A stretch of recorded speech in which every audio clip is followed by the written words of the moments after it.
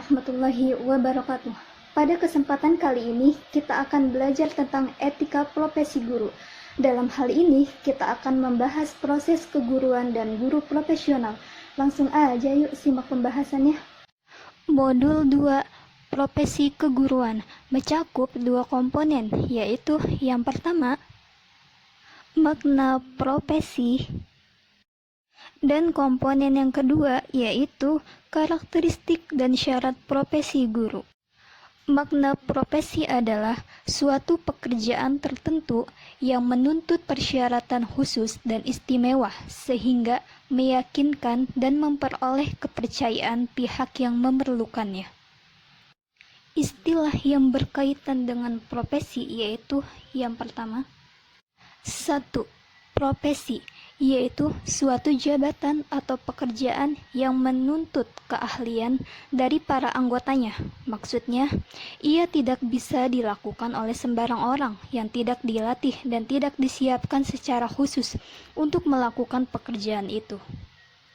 Yang kedua ialah profesional. Nah, profesional menunjuk pada dua hal. Yang pertama, orang yang menyandang suatu profesi, misalnya dia seorang profesional, dan yang kedua, penampilan seseorang dalam melakukan pekerjaannya yang sesuai dengan keprofesiannya.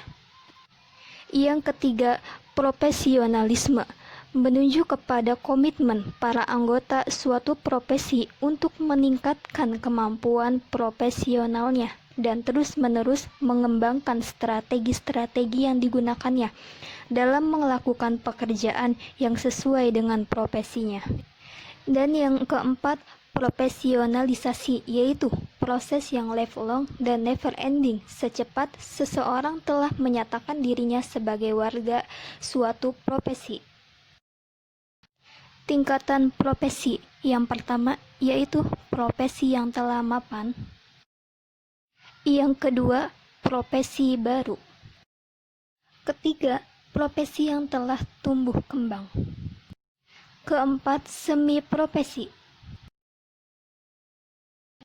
Dan yang kelima, tugas jabatan atau pekerjaan yang belum jelas arah tuntunan status keprofesiannya.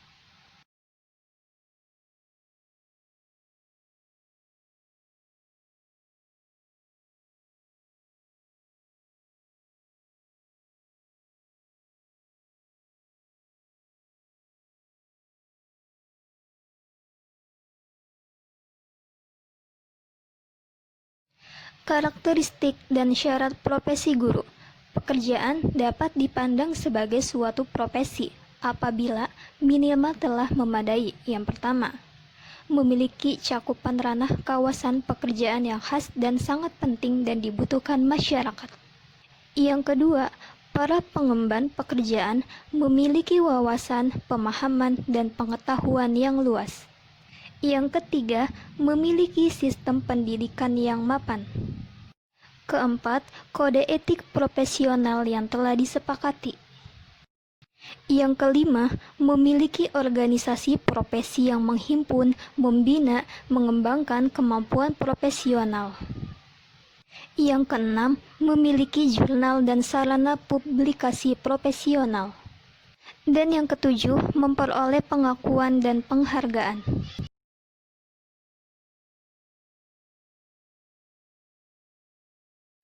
Modul 3, Guru Profesional, mencakup dua komponen. Yang pertama, tanggung jawab guru, dan yang kedua, kompetensi guru dalam konteks keprofesian.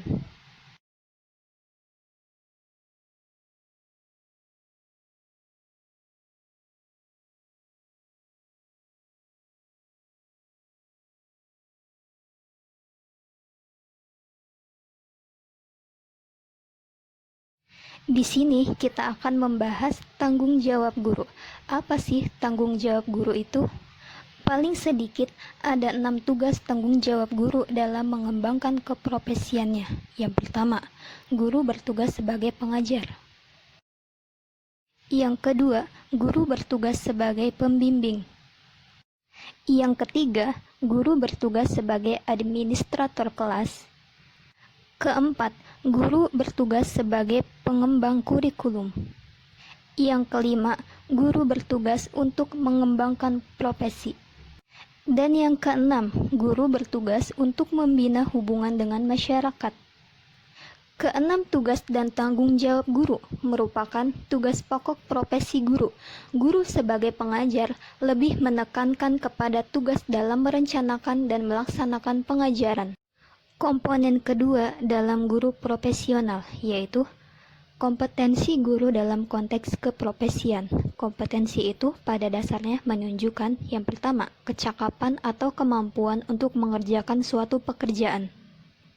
Yang kedua, merupakan sifat atau karakteristik, komponen, kemampuan, kewenangan, keterampilan, dan pengetahuan. Dan yang ketiga ialah menunjukkan kepada tindakan rasional yang dapat mencapai tujuan yang memuaskan berdasarkan kondisi yang diharapkan.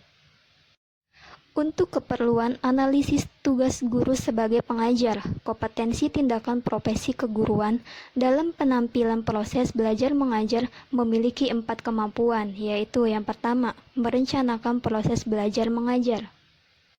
Yang kedua, memimpin atau mengelola proses belajar mengajar. Yang ketiga, menilai kemajuan proses belajar mengajar.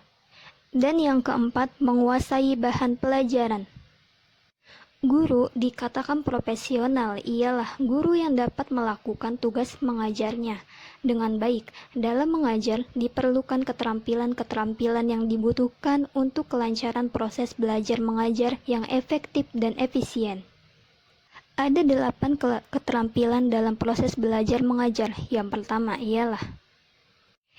pertama, keterampilan membuka dan menutup pelajaran. Kenapa sih guru harus menguasai keterampilan membuka dan menutup pelajaran, bukannya langsung ke inti pembahasannya saja?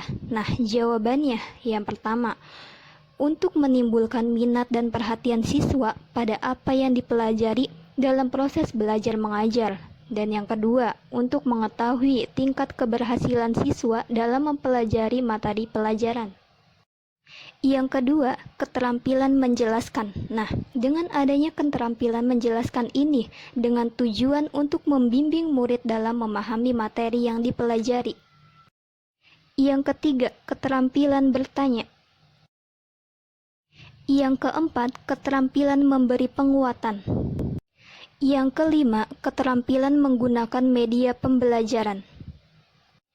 Yang keenam, keterampilan membimbing diskusi kelompok kecil.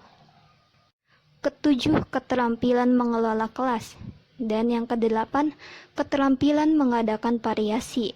Dan yang terakhir ialah keterampilan mengajar per orang atau kelompok kecil.